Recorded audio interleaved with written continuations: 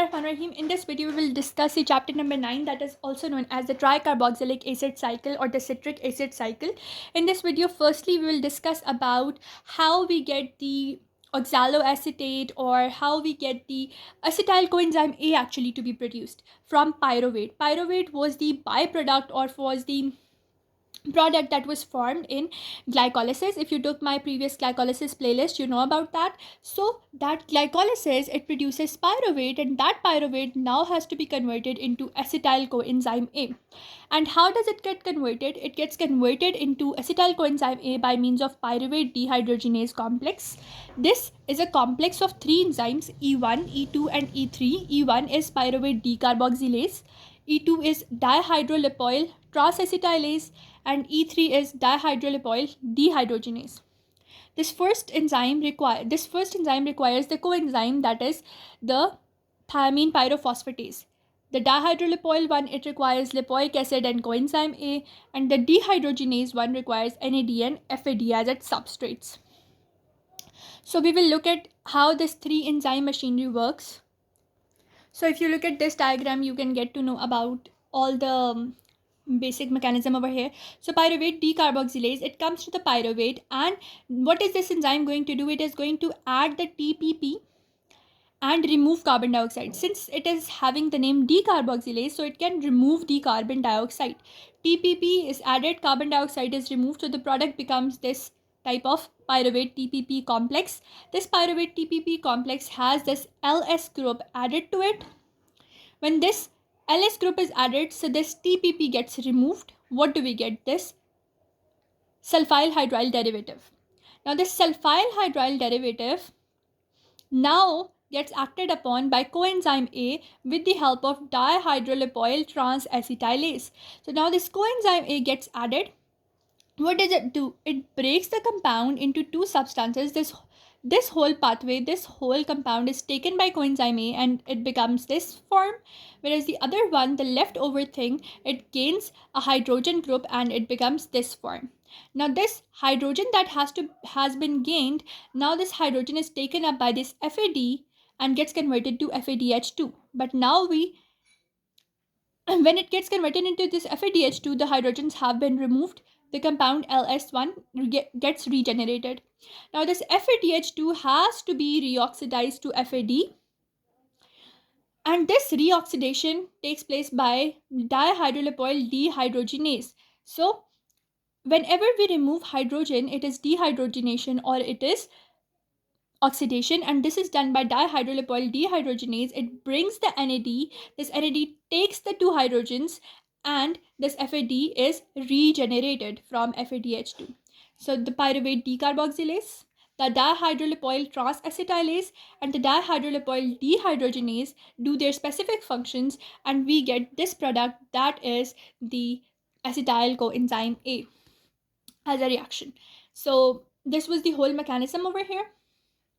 And as you can see, this pyruvate decarboxylase, this was requiring the coenzyme TPP. This dihydrolipoyl transacetylase was requiring coenzyme A plus lipoic acid. This is lipoic acid. And the dihydrolipoyl dehydrogenase was requiring this FAD and NAD plus as its coenzymes to do the whole functioning. Now, whenever we are going to have deficiency of thiamine or niacin, what will happen? The thiamine was required for the functioning of pyruvate decarboxylase, so E1 process. So nervous system problem takes place because this pyruvate cannot be converted into acetyl coenzyme A. It cannot go into the TCA cycle. Whenever it cannot go into the cycle, what will happen to pyruvate? Its fate will be that no ATP will be produced by TCA cycle, and hence we will also have lactic acidosis because this excess of pyruvate will get converted into lactate.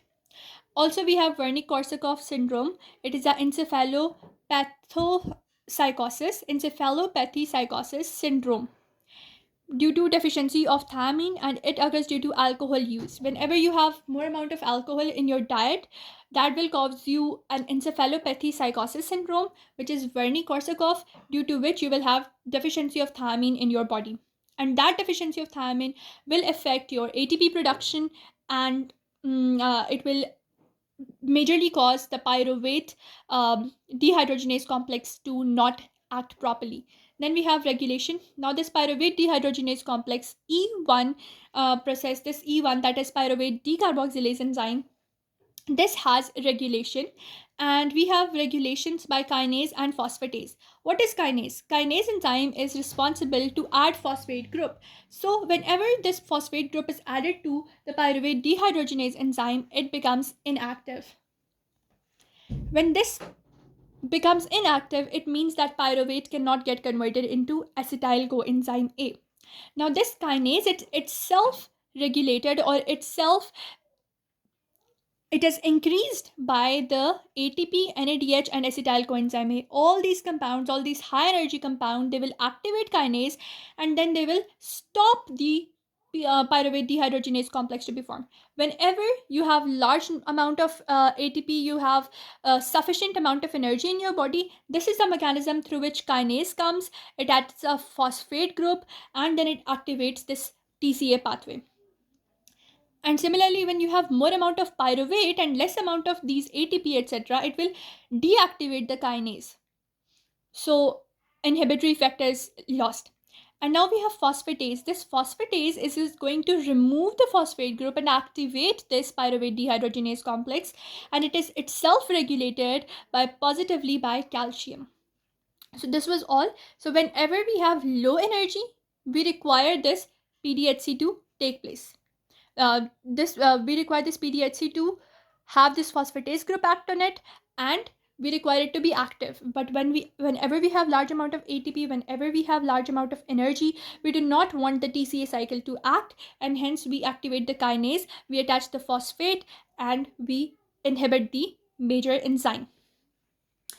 Now they are also saying that the alpha subunits of the tetrameric E1 enzyme of pyruvate dehydrogenase complex, whenever they are decreased, their deficiency causes congenital lactic acidosis. As I told you, what will happen to pyruvate in such a situation when it cannot get converted to acetyl coenzyme A? It will convert into lactic acid. So pyruvate cannot get converted to acetyl coenzyme A, rather it gets converted into lactate, and this lactate accumulation causes brain problems, neurodegeneration, muscle spasticity, cramps in the muscle, and in neonate, if this occurs, it can cause early death because they do not have their developed brain.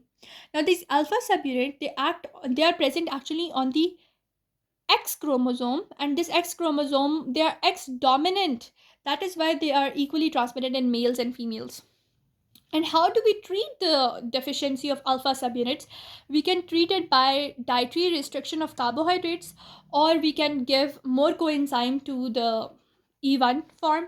It has more coenzyme, that is TPP, so we give more thiamine, and hence we can treat this deficiency. Majorly, it is dietary restriction of the carbohydrates, so we do not produce more pyruvate because we know we have this deficiency of alpha subunits of E1 enzyme component.